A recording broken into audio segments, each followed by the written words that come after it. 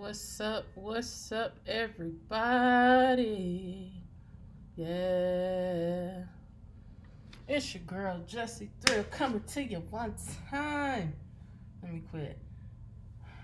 Look, we got top 10 true scary stories about Christopher Columbus.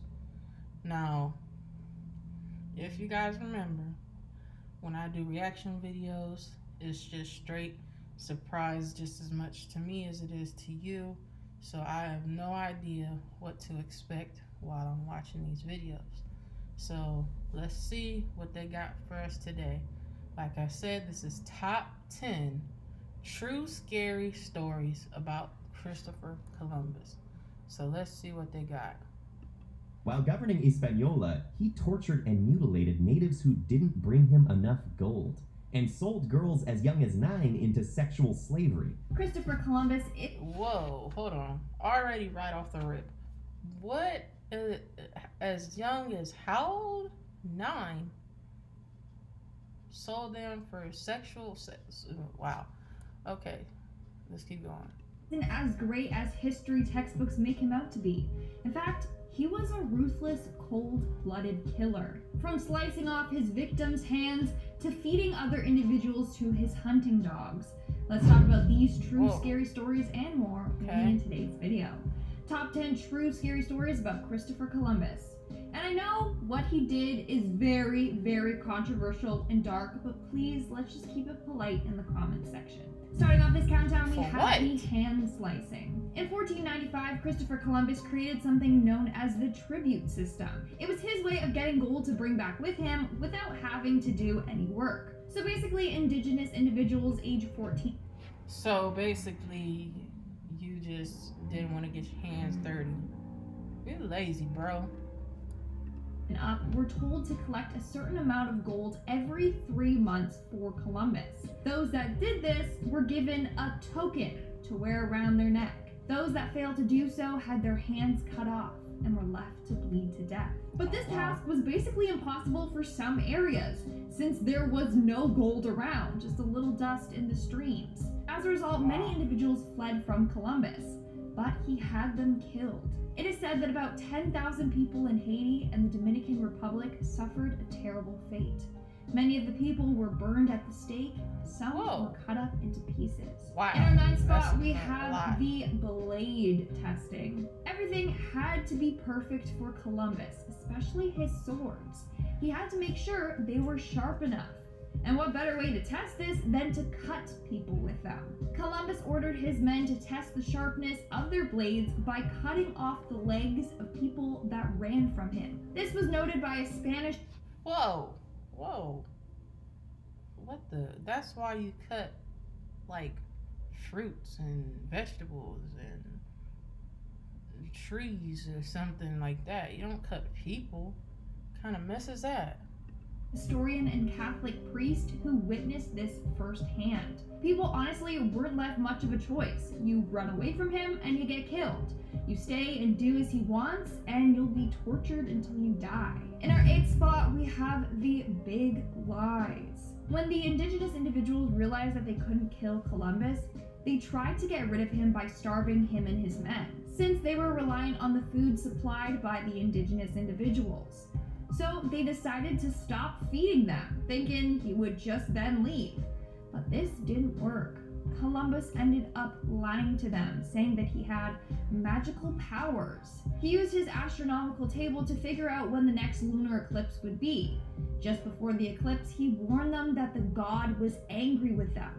The eclipse happened and they were all scared and felt no other option than to just let Columbus stay.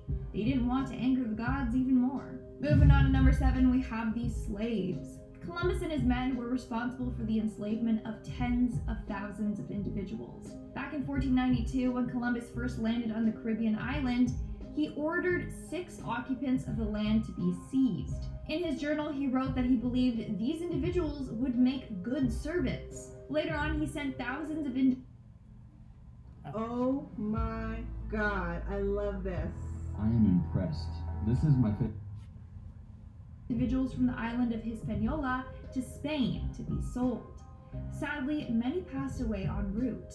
In one of his journal entries, Columbus wrote, and I quote, "They would make fine servants. With 50 men, we could subjugate them all and make them do whatever we want." As soon as I arrived in the Indies, on the first island which I found, I took some of the natives by force, in order that they might learn and might give me information of whatever there is in these parts. Moving on to number 6, we have the slaves continued. There are so many disturbing stories involving Christopher Columbus capturing innocent individuals, then keeping them as slaves or to sell them into the slave trade. When Columbus arrived in the Caribbean, he had 2 main objectives. 1, to find gold, and 2, to find slaves. He then returned back home and then came back to the Caribbean with 17 ships and 1,200 men. They then went around island to island capturing people. In 1495, Columbus and his men in a huge slave raid rounded up 1,500 men and women and put them in pens. From there, they selected the best ones and forced them onto their ships and brought them back to Spain. 200 died en route. Those that made it were sold in Spain. We're now at our 5th and halfway mark with the Large Death. With no way to escape Columbus, the people of Haiti thought the only way out of his torture would be to take their own lives. That's how bad Columbus was. They rather die than be forced to be at his mercy. It is said that 50,000 individuals committed mass suicide. Whole communities would gather together and do this. Why did Some you leave that jumped off cliffs, others poisoned themselves. It's incredibly dark and sad. In our Very. 4th spot, we have the brutal treatment. Christopher Columbus was not only cruel to indigenous individuals, but also to his own men. He ordered Wow. at least a dozen of his men to be whipped in public. They were tied by their neck and bound together by their feet. He punished them because they were trading gold for food, so that they wouldn't starve to death. Another man had his ears and nose cut off and then was whipped and shackled. Wow. Basically, anyone who he thought did him wrong would then face his wrath. Whippings were the most common form of punishment, though. Even a minor infraction was greeted with painful whippings. In fact, a poor man named Juan Marino got 100 whips because he Wow. didn't gather enough food for Christopher Columbus's pantry. In our 3rd spot, we That's have crazy. the dog food. Okay, this one actually made me feel sick to my stomach. Basically, Columbus and his men would attack and kill individuals just to feed their dogs. One journal entry wrote about how he let their hunting dogs go attack innocent men, and they would be eaten alive by these dogs. This was done if they ran out of meat for their dogs. And if they were gone for long journeys, chances are they wouldn't have enough food. Coming in at number 2, we have the exploitation. I think we can all agree right now that Columbus was a very sick man. There's a very disturbing story of him kidnapping a woman and giving her to his crew members to be taken advantage of. This was wrote down in one of his crew members' journal. Here is a section of it, and I quote, "While I was in the boat, I captured a very beautiful woman, whom the Lord Admiral, Columbus, gave to me. When I had taken her to my cabin, she was naked. I was filled with a desire to take my pleasure with her and attempted to satisfy my desire. She was unwilling." Now, it gets really messed up from there. Like, he talks about the woman refusing him and how he forced himself on her. It was a very dark and sad read. And in our number 1 spot, we have the dismembered bodies. Tired of seeing their people be mutilated, attacked by dogs, and sold into slavery, some indigenous individuals decided to fight back against Columbus and his men. But they had armors and guns and swords and horses, so it didn't go well for them. At the end of this all, Columbus taunted them. He hung some of the prisoners and enslaved or burned others.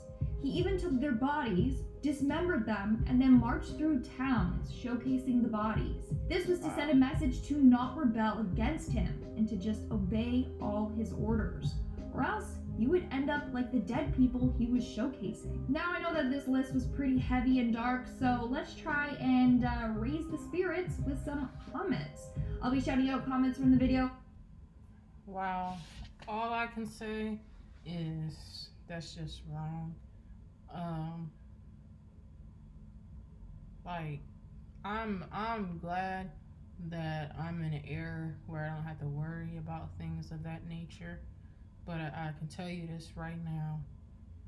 even though it's not as horrifying as that, I feel as if slavery does still exist to a certain extent.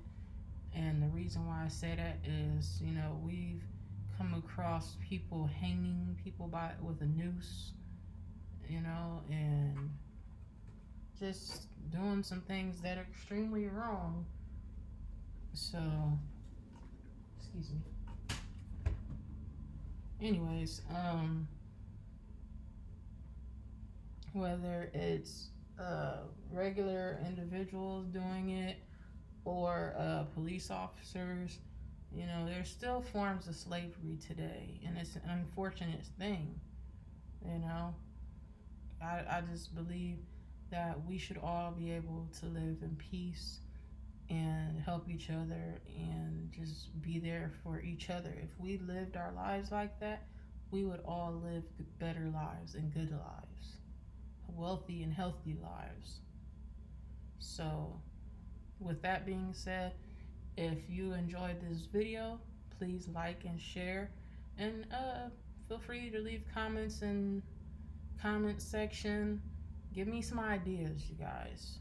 Like I said, I need you guys to help me figure out what my next video to react to is gonna be. Okay? So it's your girl Jessie Thrill signing out. Deuces.